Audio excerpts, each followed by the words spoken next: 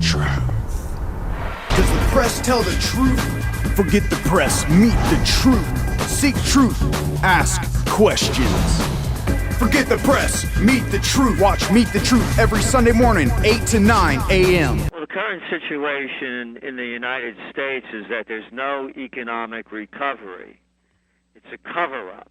Mm-hmm. The markets crashed in March of this year, and the only thing that they did was to build these financial pillars out of paper money, printed out of thin air and backed by nothing, Mm-hmm. to support the economy. Mm-hmm. And they're calling it a recovery. It's just, as I said, they've papered over the collapse. It's collapsed. Mm-hmm. And what's going to happen after the stimulus money runs out? I don't know. What would happen after? Well, exactly. It goes right back into collapse. So what they've done, you see, there's a series of bubbles. Go back to 2000. The dot-com crash happens. $5 trillion worth of equities wiped out of the markets. Mm-hmm. And then shortly after comes 9/11. A few days after 9/11, Alan Greenspan, the Federal Reserve Chairman at the time, begins to lower interest rates to 46-year lows. You know, I'm of Italian descent, and I say this often, that if the names on Wall Street were named Celente, Caruso, Formanzano, Abatelli, Puccio, Rossini, Buttoni, they call it the mafia. That's right. They're not criminals and crooks. They don't do pyramid scams and loan sharking or Ponzi schemes. They do credit default swaps. They do special investment vehicles. Hey, how about an auction rate security? These are criminal activities. So what they've done is they built up that bubble from basically 2001 until 2007 until that bubble burst.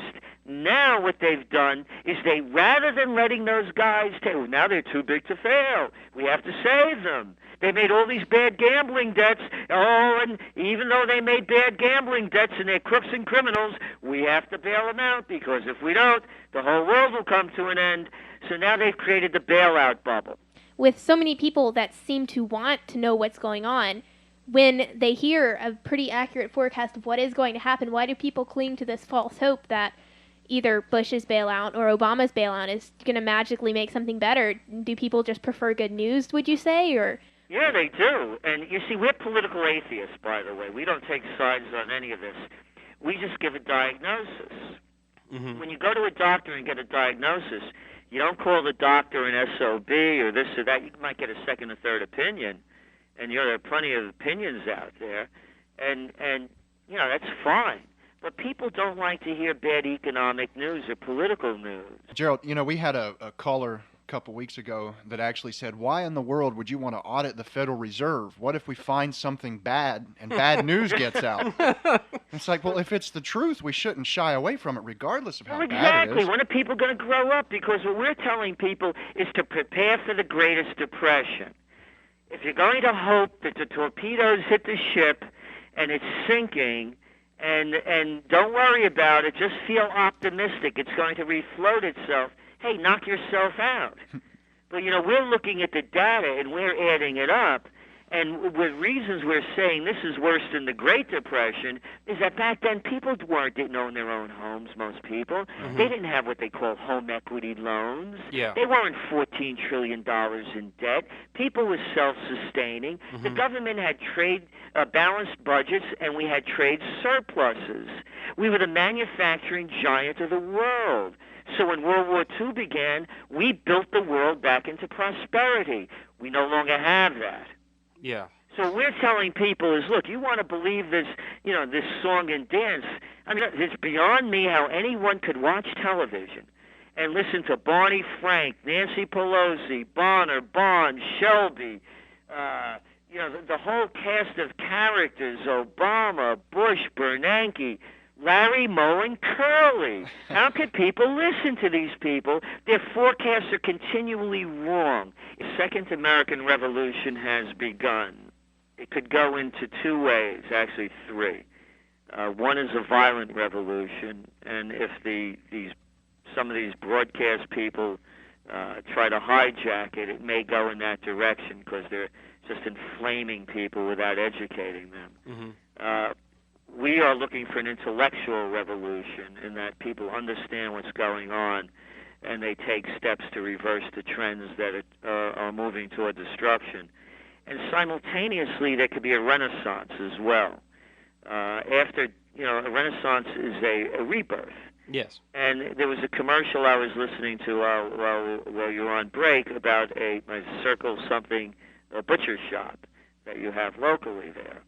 And when you look at a renaissance, it's exactly that kind of a thing. When was America at its strongest point? When were we the most egalitarian nation on earth? It was very simple. When we didn't care about Wall Street, we had all our faith in Main Street.